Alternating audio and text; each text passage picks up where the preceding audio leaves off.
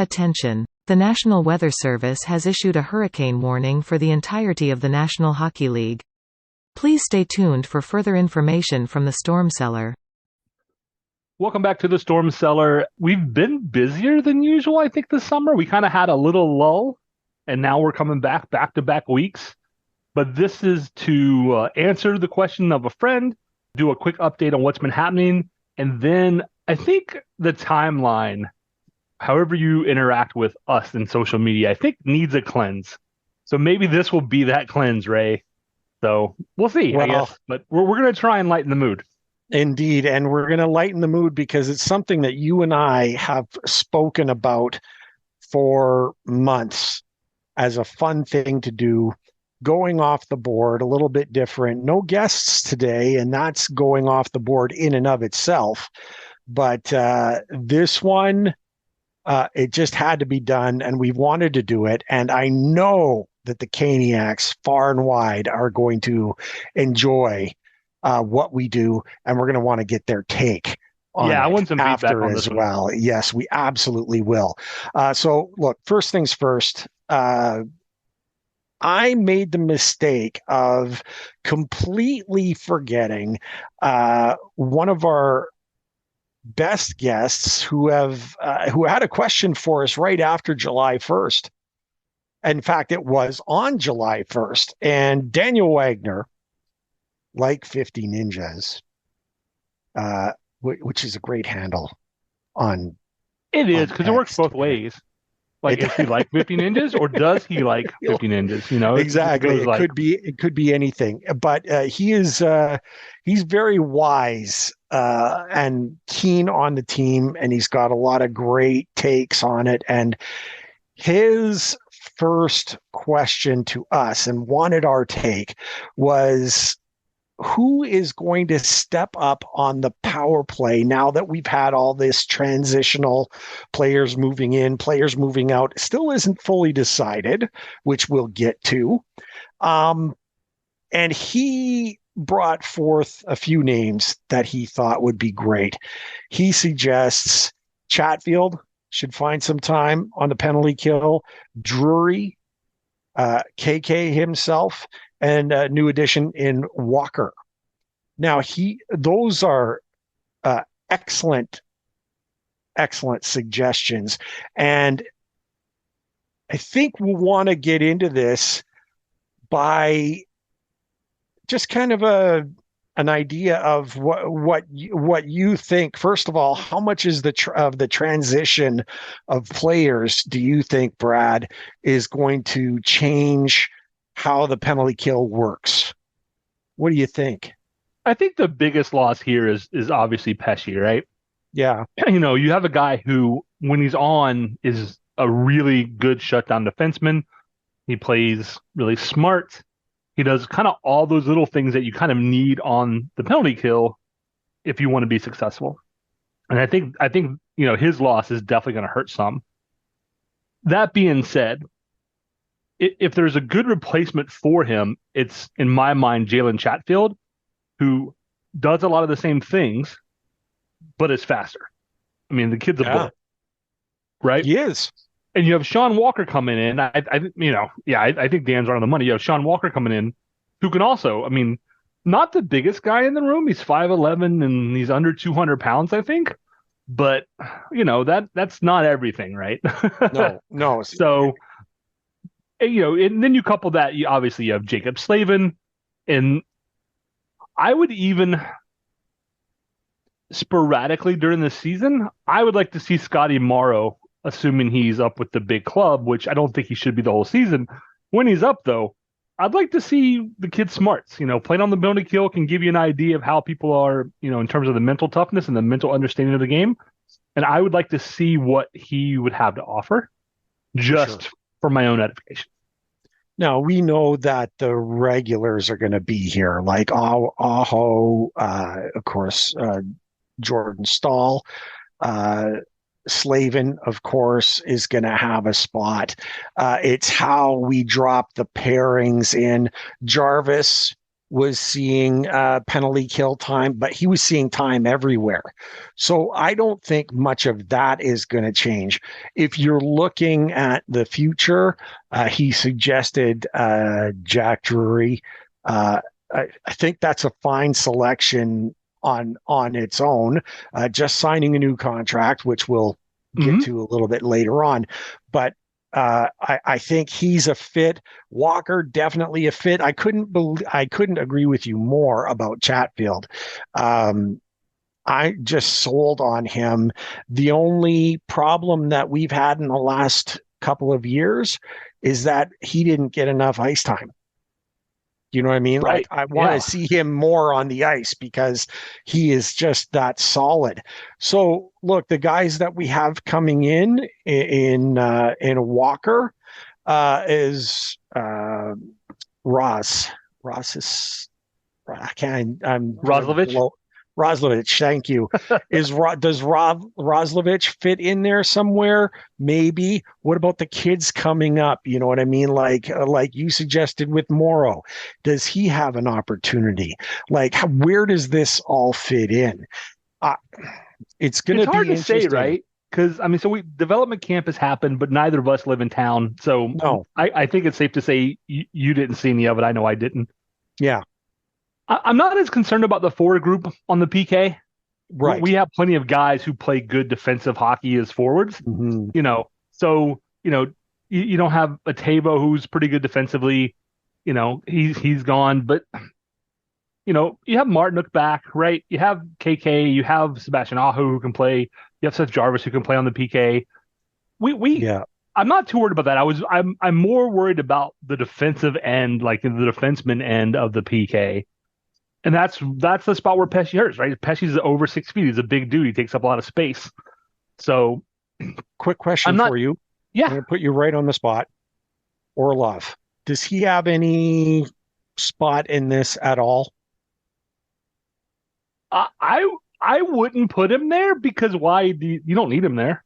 Yeah, I think he improved a lot defensively over as the time went on last season, especially once he was paired with Chatfield. But I'd save his minutes for power play time because yeah, the thing I am concerned about, and this is going to factor maybe into the penalty kill, is if Burns is in fact losing a step, and it looked like as the year went on he was, and yeah. and maybe he has a resurgence. I don't, Burns Who's is the to kind of say? guy he's had a resurgence before, Yep. but I think you need to limit his minutes. Hmm. So whether that means somebody who might be on the PK isn't and is going to eat some of his minutes 5-on-5, whatever that happens to look like, that's my biggest area of concern with the defense today Yeah. is how is Brett Burns going to look in April and May because he's what 38. Yes. I think I, 30. Well, he's going to be 39. yeah. He's born in 85. I mean, he's 39, right? He's played a And lot of and games. and if he didn't really lose a step and it was just kind of an injury or something last year, and he looks great, then great. But if you do have to, limit his minutes even a little bit, 3-4 minutes a night adds up over a season. And if you have to worry about that, then I keep it simple, right? The old Yeah. KISS acronym, right? Keep it simple and go with what's been working. I think of the things I'm potentially worried about, the PK is not one of them because honestly, um, even if the Canes penalty kill drops off, Hmm. okay, so maybe they're not first in the league, maybe they're fifth. Yeah. Okay, you know what I mean? Yeah. Like, That's reasonable. I'm more worried about what is the power play really going to look like because I know what the numbers look like in the regular season, and we all saw what happened in the playoffs. Like Yeah. that's a concern for me. The penalty kill, even if it falls off, is still probably a top, 7 or top, 10 penalty kill. Yeah. One of the So better. yeah, so I'm not overly concerned about that personally. Yeah. Did Gostis he did he play any penalty kill at all? I know he is a power play specialist, but does he fit into a penalty kill at all? I'm not sure that he does. Yeah, I honestly don't know, and I can't think of offhand. any reason to sink him on the penalty kill. I mean, not power play though. Sink him's the wrong word. I don't know how they utilized him on the PK, if at all, in Detroit, but I wouldn't put him there unless you just need somebody to slot in. But yeah, it's gonna be a very interesting season, and it was a great question. And Daniel, I really do apologize not getting for that one in earlier. I promised you we would, and then just blanked out. So I frankly, Daniel kind of answered his own question. To be perfectly honest, his suggestions were great, yeah, right? But he wanted our take, and hopefully that helps him, and it'll be interesting to see. There's still a lot of movement going on. We don't know what's coming or going in a few places, and that answer may change completely. Who's to say, right? Right. Until probably August 2nd. We don't know what the roster is going to look like, most likely. So and speaking of the movement, let's touch on a couple here. Jack Drury, we said we were going to come back to him. Got signed on a 2-year deal for, again, another situation where I thought it was a little less than what we were expecting. Yeah, fair? 100%. Yeah, I thought he was going to be a $2 million guy. Yeah, and so he comes in on a nice clip. And great to see him back. Where do you think he'll end up on the like in the lines situation? Is he the number 2 center guy? Is he fourth? Can I use the Rod Brennamore, we don't number our lines answer? Is that fair? Yeah, of course you can. Yeah. Look, realistically, having seen Jack play, I don't think Jack, generally, I would not think of him as a 2C. But somebody's got to play that spot. I would like to see KK get a shot at it. Yeah. If that's not an option, I would like to see Necas get a shot at it, because I kind of said this on social media. Put Necas there, and if he fails, then it's on him, right? If he really wants to play 2C and he can't, that's on him. But if he can, that's good for everybody. It's good for him. It's good for the Hurricanes. Everybody wins. Now, if he stinks at it, you might be setting things up, for the next contract to not go well. But I said August 2nd. It's actually August 4th is his arbitration date. Right. And I don't see how he's back after this contract unless something drastic changes, this year, next year, for both him and the team, right? If we get another 2 years, like the last 2-year contract, he's 100%, I think, out the door. So Drury could be a 2C. I don't think you really use him there. He's not really a 4C either, but I think I would stick him on as the fourth line center. Yeah. And try and get a few goals out of that line. You have a shutdown line, so use your fourth line where you can to try, and the way they do with Nazem, right? Yeah. That Nazem connection was super dangerous. Like, if you can get a few goals out of that fourth line with Jack as the center there, I'm all for it. Now, if Jack can go up and play 2C, great. But with the other people you have available, he's not my first choice.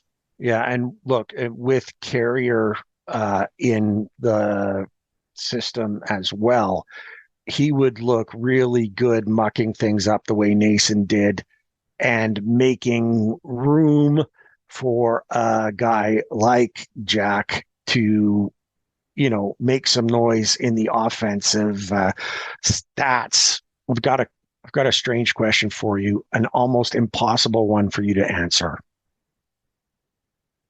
Why do you think Necas has not been given the opportunity at center?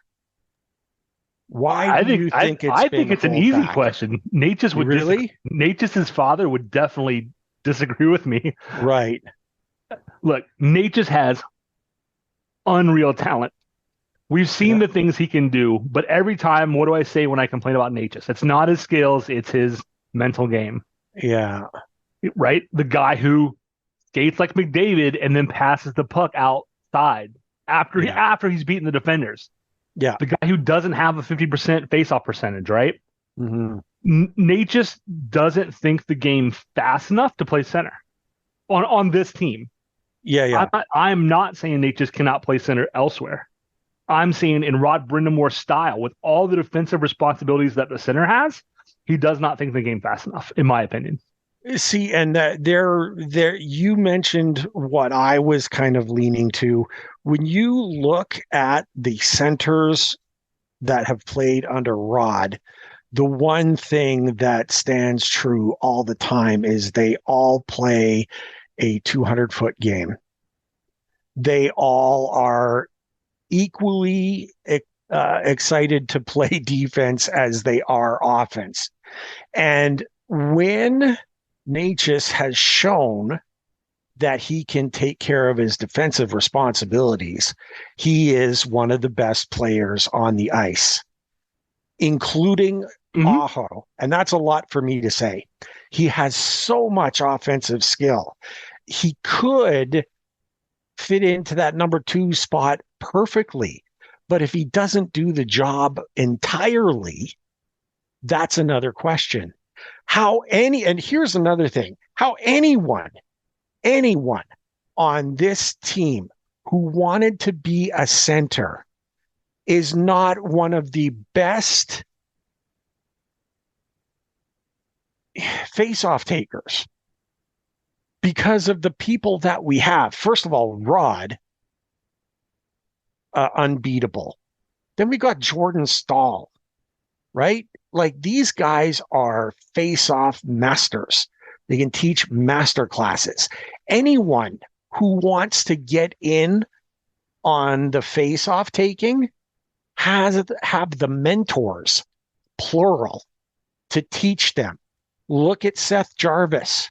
Seth Jarvis was slotting into those face-off draws as the second choice when someone got booted out, or even he was the first choice to go in there. Why do you think that is?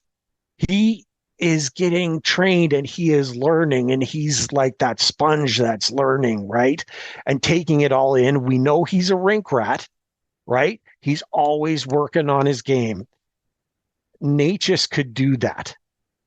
If he really wants to be a center and he wants to be on a winning team like this, how about taking a few lessons and working a little bit harder on, it sounds like I'm cracking on him. But I mean, you want him to succeed, and that's what it's going to take. Yeah, 100%. He could, if he just settles in and works on that face-off aspect, we could have that number 2 center, and we could have him for a long time. And then even his father would be happy. The thing with Necas to me, so 2 years ago, 71-point season, then 53 last year, right? Before that, 40, 41, 36, 2, and then he had one game played with no points. Right. If I'm Marty Necas, why do I want to play center? Why do I want the added responsibilities that the center has in the system, which are mostly on the defensive side? Yeah. When I've shown that he scored 28 goals last year and 24 this year. Put the puck in the net. Play left wing and rip it and rip it. I mean, I guess I don't understand why he wants to play center when I don't see him he has not demonstrated the tools that he needs to play center in this scheme. I would be happy. Yeah, give me less responsibility in my contract and let me put up 80 points on the wing. That's what I would do. Yeah. Now, to be fair, in my opening statement, Rod expects everyone to play 200 feet. You know what I mean? Like, that's the kind of player that he wants. That's the kind of player that me personally wants, because I love those guys where they're everywhere. It's why my love of Aho and Jarvis, I still can't get over Jarvis flying at Mach 8 into the end boards to make a defensive play. and then getting up and going with the injuries that he had. Like that's what you want, right? That's what you want. So interesting take on Necas. I'd like to get it sorted out, and maybe, just maybe, with the exit of our next topic, we might have a little bit more money to spread around. Maybe it goes to Necas, maybe it goes to someone else. Let's decide. Evgeny Kuznetsov, a mutual decision to go on waivers in the effort to close out his contract so he can return to Russia. That lets two teams off the hook in his contract, obviously, because the Caps were covering some of the money for him to play. And of course, a little bit of money on our end too. I was looking forward to another full season with Kuznetsov, but let me just say what a delight it was to have him on the team and to see what the Caniacs were able to do for him. Because the first thing that he said, man, it's not going to be hell for me anymore when I go in there. And make no mistake, I mean, it must have been like heaven for him, because the Caniacs adopted him as their own. I know I did. And that guy made me miserable for a great many years. You know, his talent, his skill, he drove me nuts. But there was nothing better than the 42-minute, the 42-minute penalty shot. Yeah, it was, watching that on our side was delightful. I loved it. Hated it going the other way. Well, yeah, when people say he's that guy's like, people go, Brad Marchand, yeah, you'd love him if he was on your team. I would not. No. Kuznetsov, yeah, hated him as a Capital, absolutely loved him, and endeared himself. And this ties in. So I'm going to bring up a person I don't think we were going to talk about, but yeah, I'm really glad it was mutual. Kuzi went into player assistance in February. He was released in February and immediately waived. And Carolina gave him an opportunity, and he took it. But for his own long-term rehabilitation, right? Because he needs to do what's right for him. And if going home to Russia is right for him, I'm glad he did it. Like that's more important than hockey. Like he'll get paid to play in the KHL. That's not really an issue. Everybody's worried about Seth Jarvis' contract. So we know that they're close to a deal. It sounds like, they're saying, oh, we have a few things to work out. I don't think they really do. I think the deal's all but done. Until Kuzi left, you did not have the money to pay Jarvis and any big arbitration award on Necas. You didn't. Yeah. So you're not going to put yourself in that bind and then have to get rid of somebody and be playing from a disadvantage. Yeah. And Jarvis is in Finland for, was it Aho's wedding? Aho's wedding, yeah. So Jarvis is going to get signed. With Kuzi being waived, the Hurricanes now have space for Jarvis's contract and a reasonable award for Necas in the between, let's call it $5.5 and $6 million, $6.5 million range, right? I think you have $15 million in cap space. Yeah. You have money for both of those guys now with a little bit of spare. Seth Jarvis's deal, 100% is getting done. The worst case, if anybody's worried about it, is he would get an offer sheet, which would get signed, which the Hurricanes would immediately counter, or would immediately sign and say, no problem, we'll do it. Done.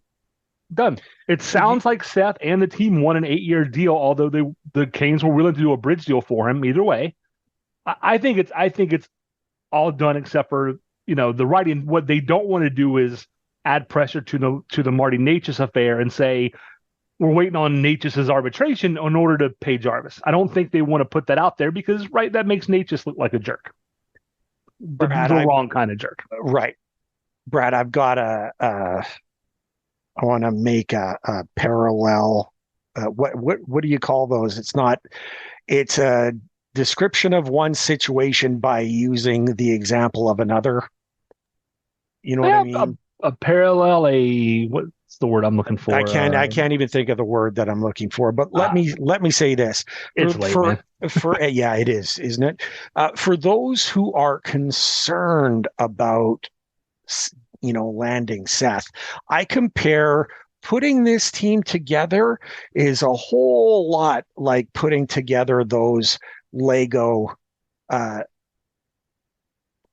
those Lego toys where you've got a very specific build. You can't build the whole thing. You have to do it in a certain way. Certain pieces fit together in certain spots. Otherwise, you can't. And you've got to put one place first before you go to another.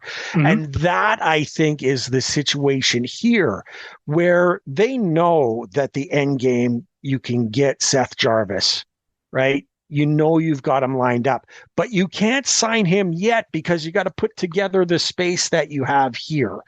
And I think that's exactly what, Kuznetsov going on waivers and being out kind of allows it to do, where now Tulski has a lot more money to play with.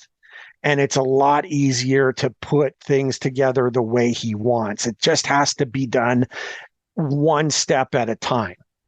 And there's no real rush. We're going to get it done. He's not going anywhere. And maybe we land Necas in all of this. So we just have to step back and be patient as fans, as much as difficult as that is, because me, I was so ticked off that we didn't have Rod signed in the middle of last season. It made me nuts. I wanted him signed. Just get that out of the way, and let's move on. Right. Yeah, and focus. It's nice to know it's done, but just like with Rod, I'm not sweating it at all. Like it's going. It is going to get done. Would it be nice if it was done already? Yeah, sure. But it's there is a 0% chance you lose Jarvis. Like literally none. Yeah, I just don't see it. If Toronto decided to spend another $10 million guy. The Hurricanes would have a $10 million guy. I honestly believe that. Like they would just say, okay, well, we just got to do what we got to do. So, Brad, should we go off the board? Let's go off the board. Let's cheer everybody up. Hopefully, okay. Or you know what? This might make everybody super angry. They might be like, "Oh my, like what are you thinking? Like, no way." Yeah, exactly. So, look, here's the thing, Brad and I. First of all, I have you to thank for all of this. Oh, really? Because for a long time, at least a couple of years, I knew nothing of Ted Lasso. Nothing.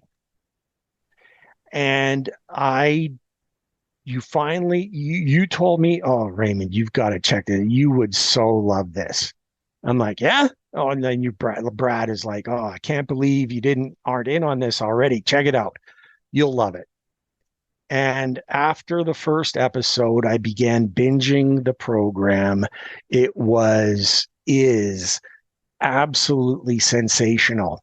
And one day I was watching one particular episode, and I can't remember which episode it was, but I texted you and said, "Oh my God." And you're like, what happened? You okay? I'm like, "Do you realize that Seth Jarvis is blank on Ted Lasso?" And you started laughing. And then I thought, you know what? We should do that one day. We should decide which Hurricanes are which characters Ted Lasso, just for fun, and just throw it out there. And we was like, yeah, we should do that. Mm-hmm. But of course, the season's going on, and we've got more important things to talk about, and it's not really the time to do it. But now got all kinds of time. Yeah, we got all kinds of time, and this is so much fun for those of our listeners, those Caniacs out there. If you like Ted Lasso, buckle up, settle in. Brad and I have gone through the list of characters, and we have the Canes, Lasso's Hurricanes. Lasso's Hurricanes. That's maybe what we should call it. And Like so it. we are going to go through the character list and give our opinions.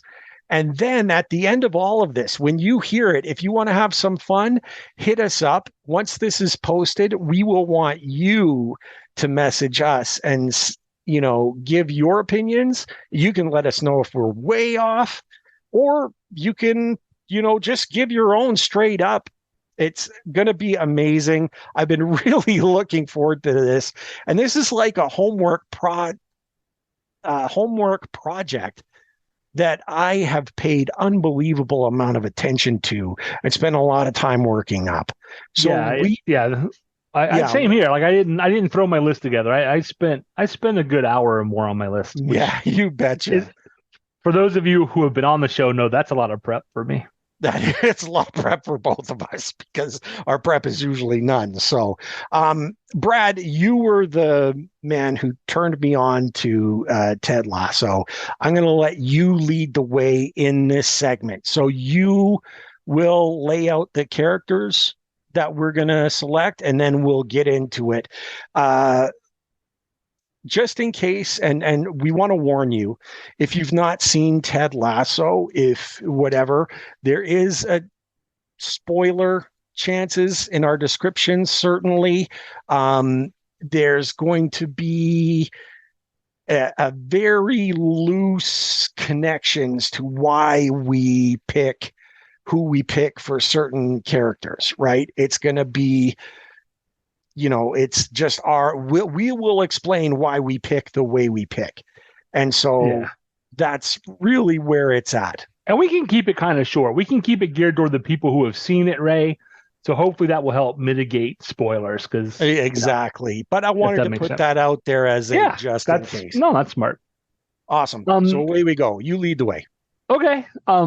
We start out with the first person you see in the show, right?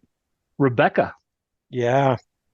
Rebecca for me is Tom Dundon, right? Kind of makes sense. Like gets a hold of the team. In Rebecca's case, is hoping it's going to tank, which Tom didn't, but turns the team around, right?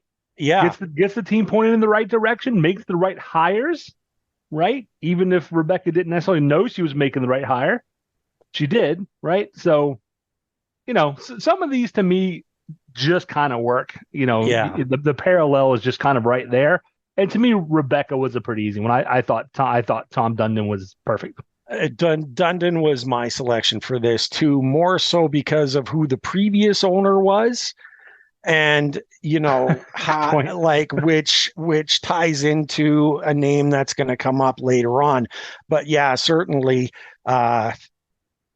she just and again, you have to kind of forego the whole first season because of what her purpose was, which does not match to Dundon at all.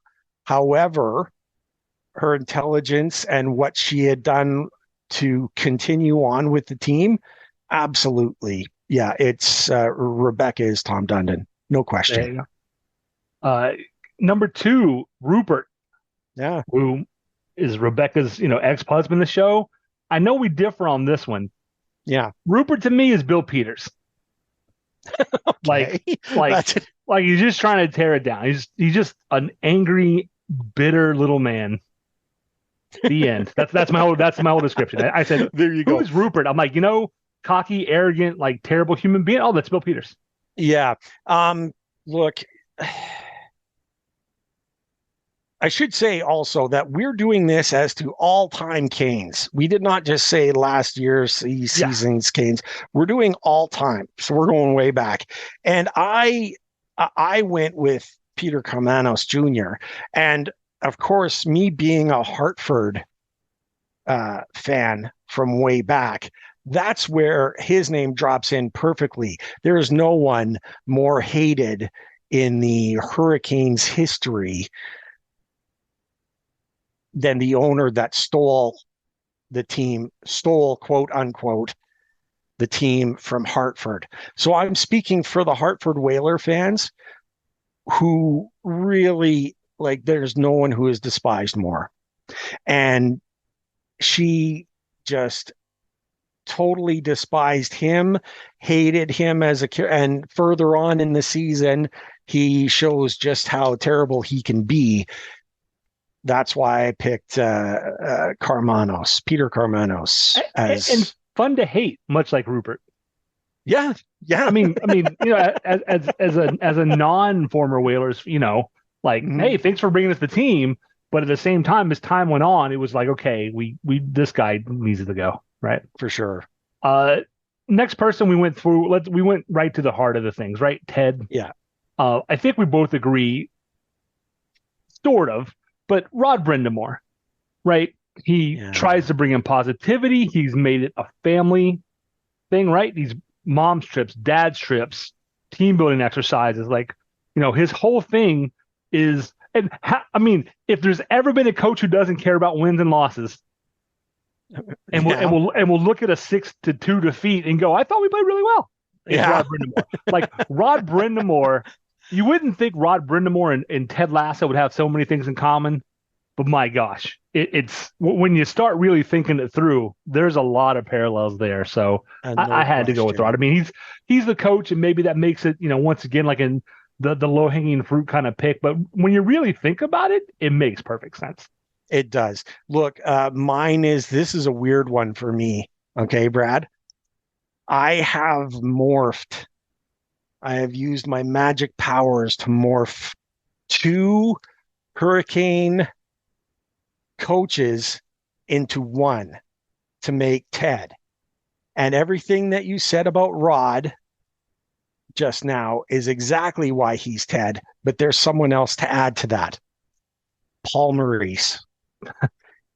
First of all, there's no one who got chanted against hearing wanker, wanker, wanker more than Paul Maurice as the Carolina Hurricanes coach. This is true.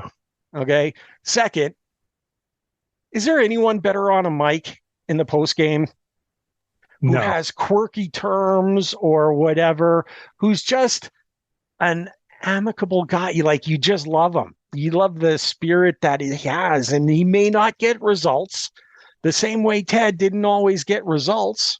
Some maybe even argued that he didn't know a dang thing about hockey, which also fits in with Ted. Yeah, I think that's why they were called. That's what they called.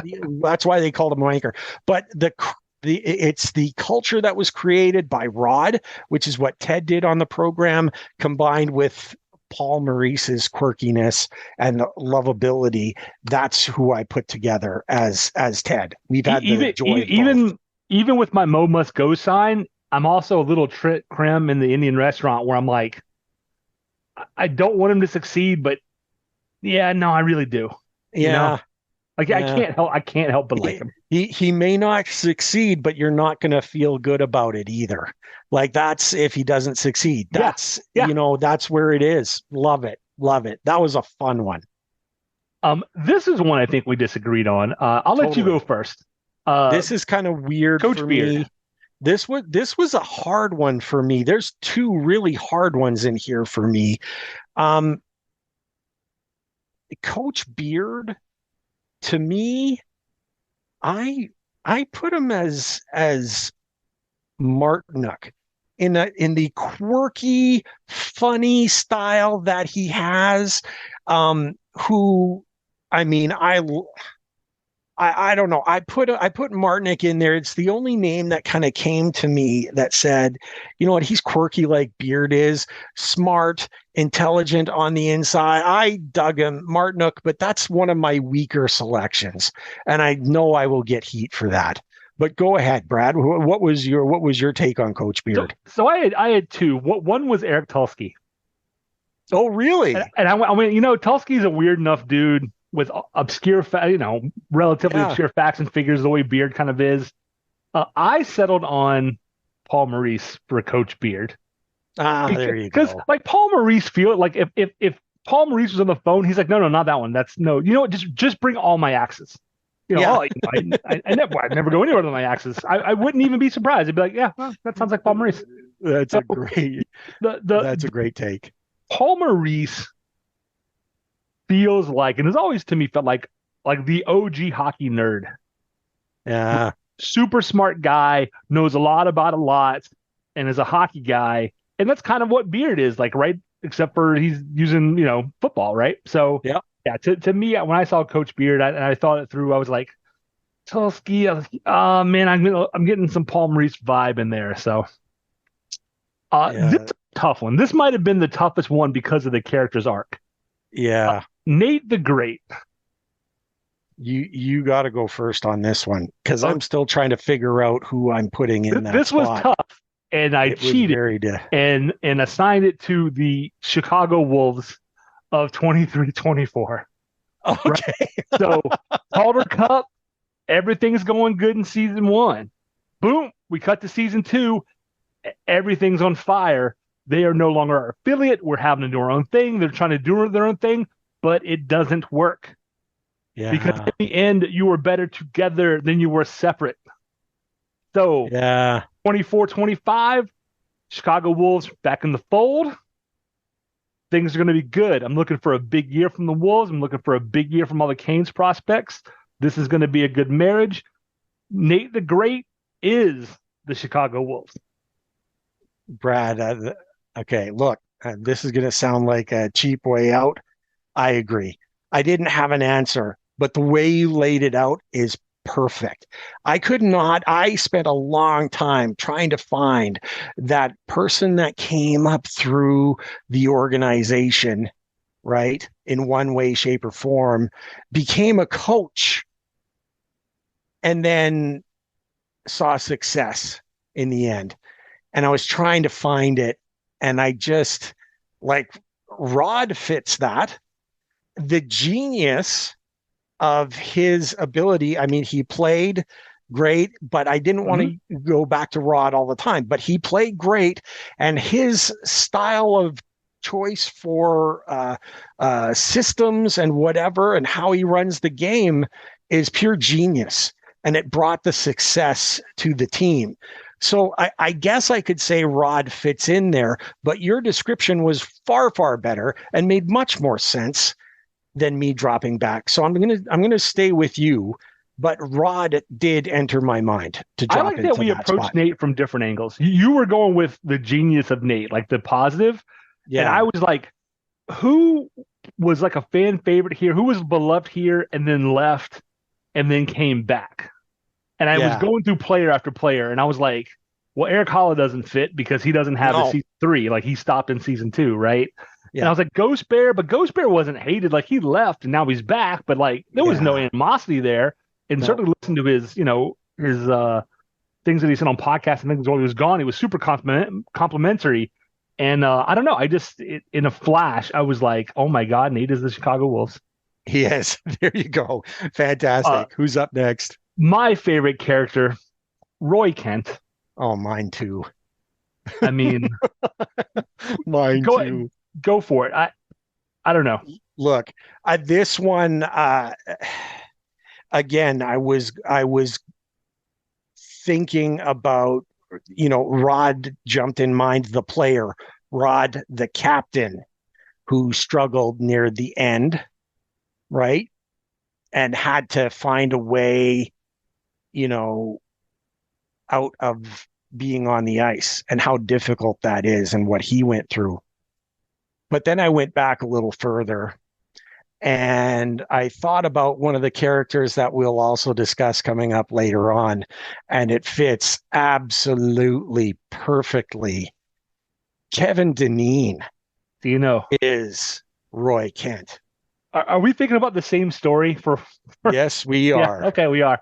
Yes, That's we are. exactly where I went. I was like, who's Roy Kent? I'm like, oh my God, I know exactly who Roy Kent is. Yeah, Kevin Dineen, fierce, fierce, not the jovial types or whatever. He was a captain who was pure business, and he would throw down with anyone. And he was now look, I'm not sure about uh, Kevin Dineen's vulgarity count, but I'm sure. I'm sure on the ice it was probably pretty high. Yeah, that's right. Kevin Dineen is Roy Kent. If we're looking Yeah. all time, that was it's And like brilliant. Roy, Deneen was Mr. Whaler for his time. I mean, he was the guy. He was the captain. He wore that on his sleeve. You couldn't ask for a better captain Mhm. at that time than the Whalers were very lucky to have, and then the Hurricanes were very lucky to keep for those the first years. Mr. Deneen. Loved it. Jamie Tart. This is another one where I feel like you could, depending on what you want to focus on, depends on what you come up with. Yeah. I came up with Jeff Skinner. See, that one was interesting. I considered Skinner him. doesn't have quite the attitude of Tart. Like, he's not quite the prima donna anymore Right. of Tart, but he's got the skills, right? And he likes the offense. And Yeah. he didn't always like, dishing off the teammates necessarily. So I don't think this is a great match, but, young, brash, incredibly talented. I said, yeah, that sounds like Skinner to me. Okay. This one for me, and it might surprise a few people. I did consider Jeff Skinner, but I went with another Jeff. Jeff O'Neill was there. I mean, ridiculously talented, right? Ridiculously. But his attitude, it was all Tart. All of it. Yeah, you're not wrong. He loved being in the spotlight. He wanted to be in the spotlight, and he was very, I mean, he had all the talent, so he could go and score those goals and do amazing things and stuff. But of all of the players on the Carolina Hurricanes in history, does Jeff O'Neill remind you of someone who is a team first guy? Not generally. Not really. Not really. And especially his attitude now. Just Yeah. his demeanor, just his that's just the kind of guy he is. So I picked Jeff O'Neill. And maybe he'll hate me, maybe he'll whatever. We both went season 1, Jamie Tart. Yeah. Season 1, season 2. Neither of us went season 3, Jamie Tart, which I actually think is funny. Yeah. He's not Jeff wasn't good looking enough. Now I would say Jeff Skinner could have gone on his own, like a reality show with beautiful people. My daughter loved Jeff Skinner. Jeff O'Neill. Yeah, Jeff O'Neill. He's not fugly, but he's not going on one of those type of shows either. No. Right? So there you go. No, sorry, O-Dog. Yeah, sorry, man. One of our nicknames for Seth Jarvis came, in my mind, from the nickname for the character. When Danny Rojas hits the field and Ted calls him, what he calls him, a beautiful golden retriever. And that's exactly what we think of Seth Jarvis. There is not a better comparison. I can 100% see Seth being in the locker room being like, hockey is life. Well, look at his practice abilities and stuff. What he does, he was another training rat on the team where he was out on the field. Roy Kent is in the ice bath, and Danny's still on the field taking kicks and stuff like that, doing his training. He comes running into the back where Roy is and immediately jumps on the treadmill, and he starts running. And you hear him going, and his excitement, his everything. I mean, I'm telling you, there is no character, like my belief, there was no greater absolute equality of person to character than Seth Jarvis to Danny. There was no one who did it better. It was perfect match. The perfect match. Loved it. So we both for Roy Kent with Kevin Deneen, and so I think we both use the same story, which maybe I can link to that when we post this. Trent, right? Trent Krim, independent. Mike Solarte, right?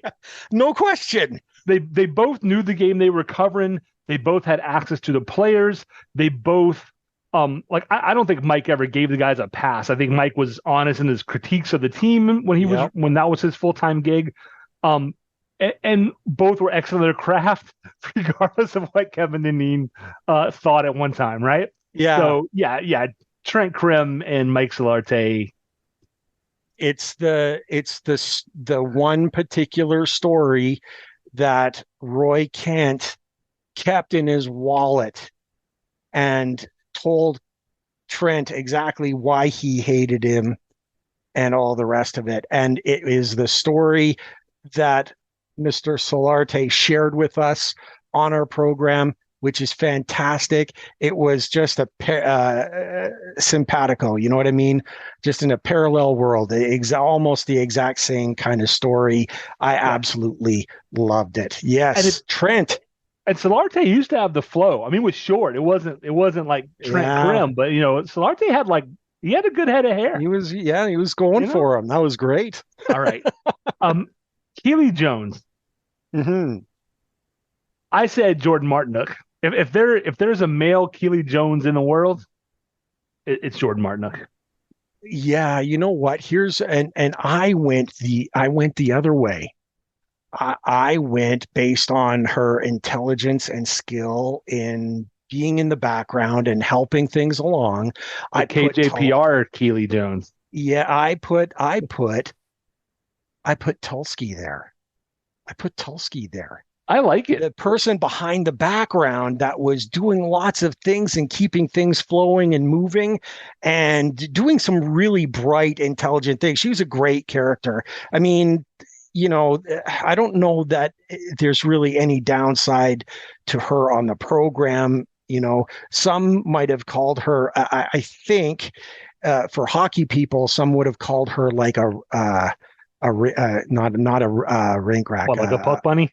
A puck bunny. Yeah. So no, thought that because of the race, but she's not.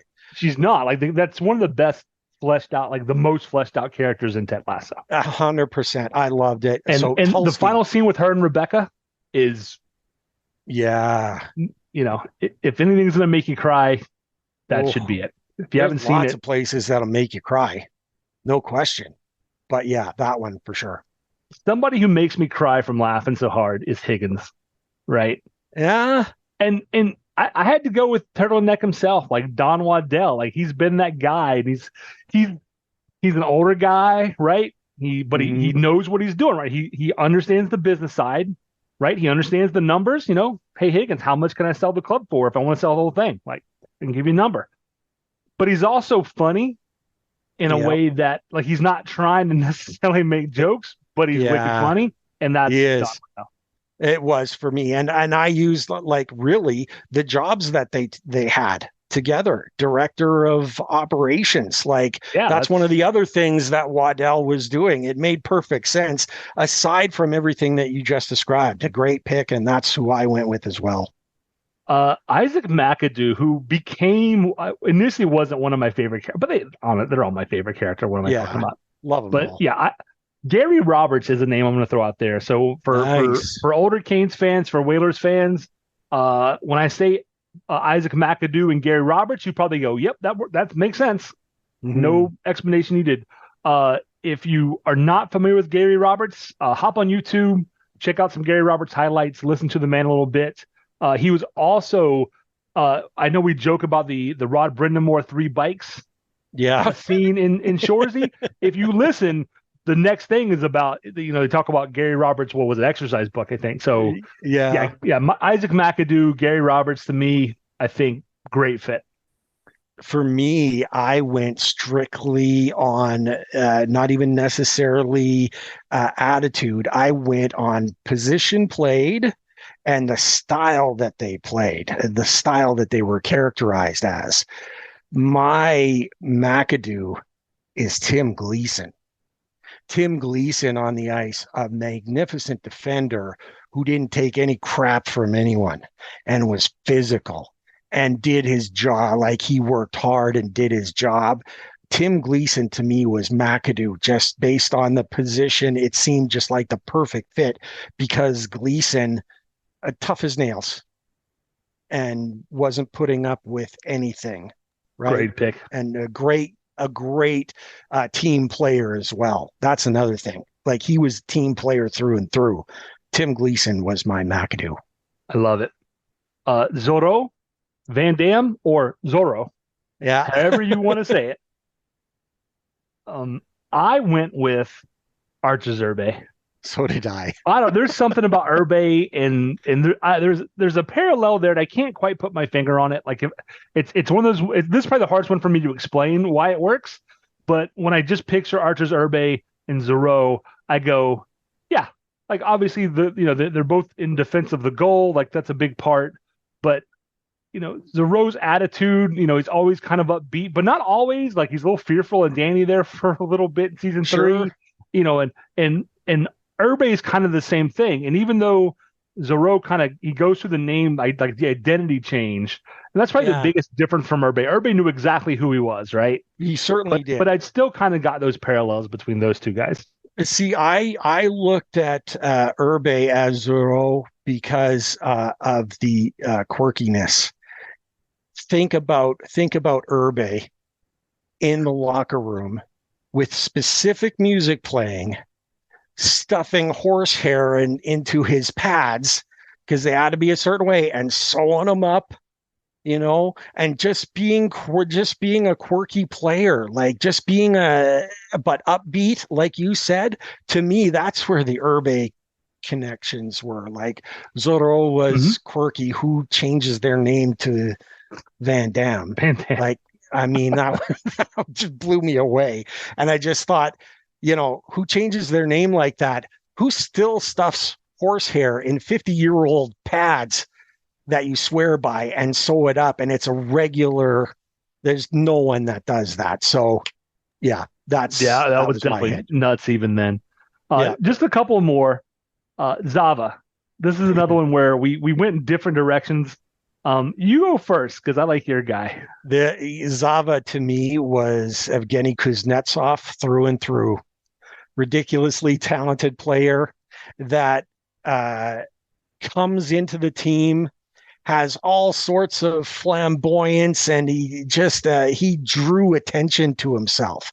Everything he does, the goal that he scored with the Birdman, he came from another team, not someone from inside. I'm telling you, it's to me, Kuznetsov was Zava, and I loved them both. I loved them both. As quirky as Zava was, I loved it. I went with David Ayers. Right? That's yeah, You kind of get him out of nowhere.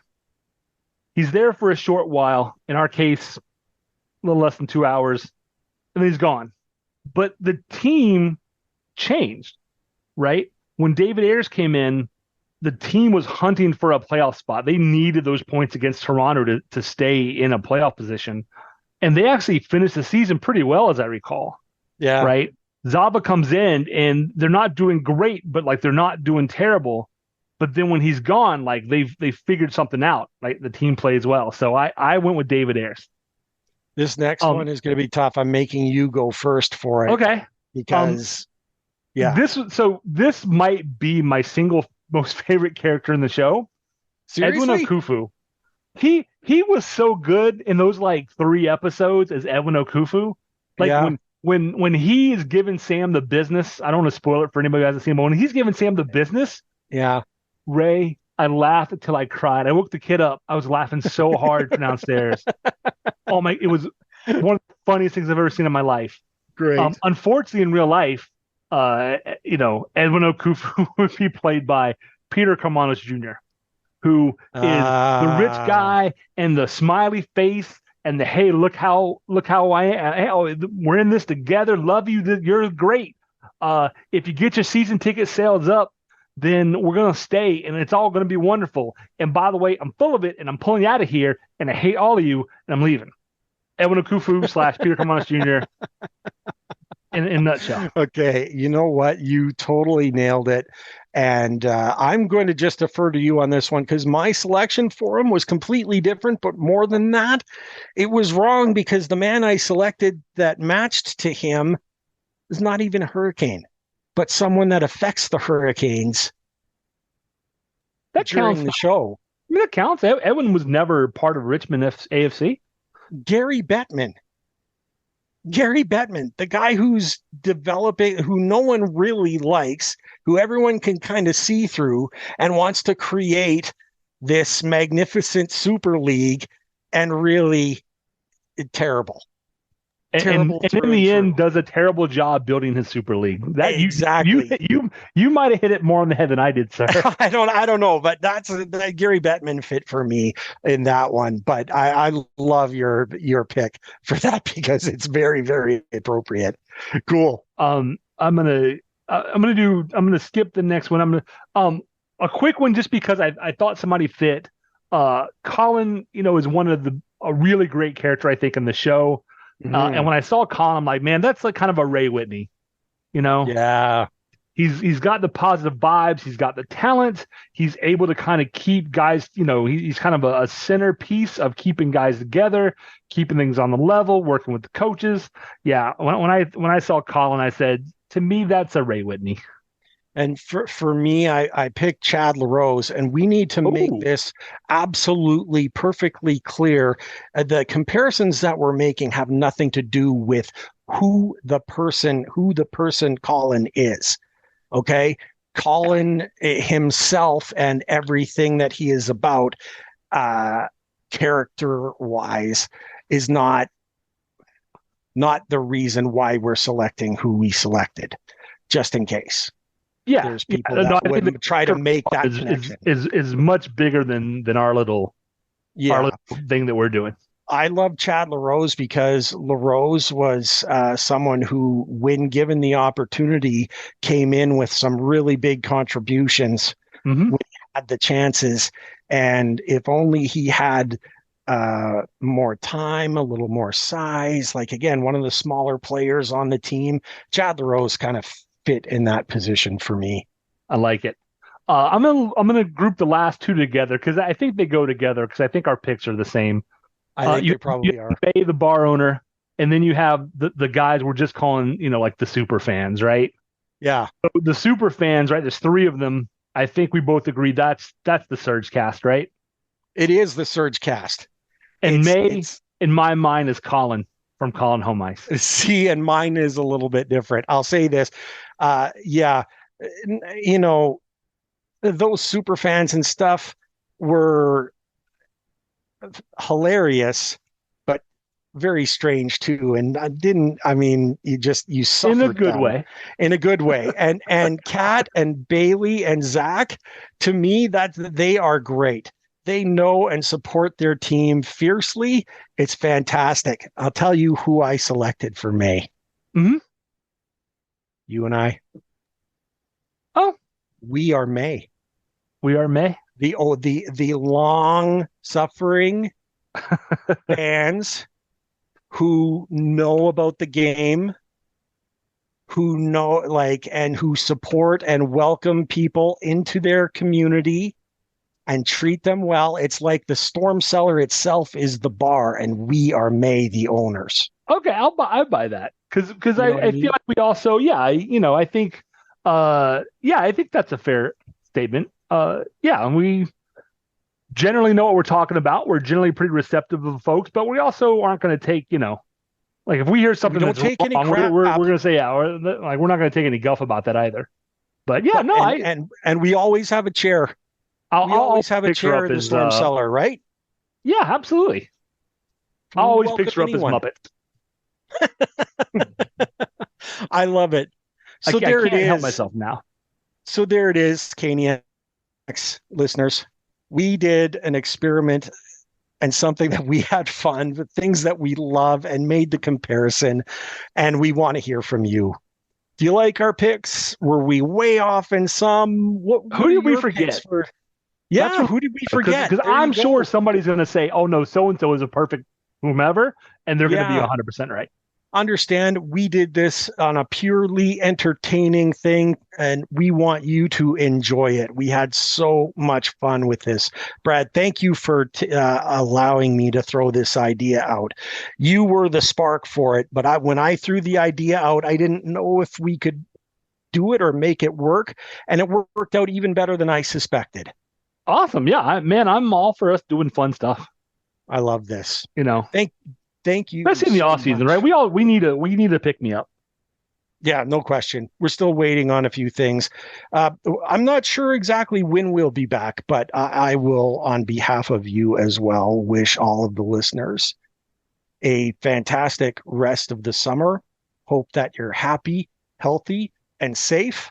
And stay tuned. We'll be back. I guarantee probably, that, I'm going to when say these probably 2 decisions weeks, get Ray, made. if that makes sense. Yeah, it because totally does. 2 weeks from the day is Necas' arbitration date. Yep. So by the time we're ready to record, if we wait and do an evening, 2 weeks from now, we will know Necas' contract status. Yep. Because for over $6 million, they take it or leave it. There's no haggle, right? You either take it or he's gone. Yeah. And as once we know his, I think we'll know Seth Jarvis's. So I expect to hear both of those probably the same day.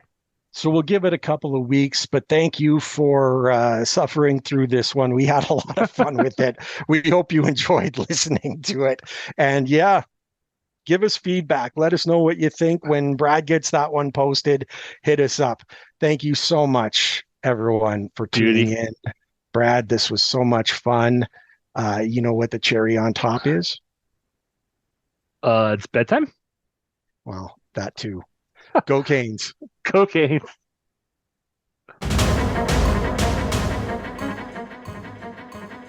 Thank you everyone for tuning in. Ray and I greatly appreciate your support in helping us produce an informative and fun podcast. As always, we'd like to say that we believe hockey is for everyone. Whether you're a Caniac or a bunch of jerks, doesn't matter, as we're just a couple of jerks anyway. We would love to hear your questions, comments, and suggestions. We will do our best to answer anything hockey related.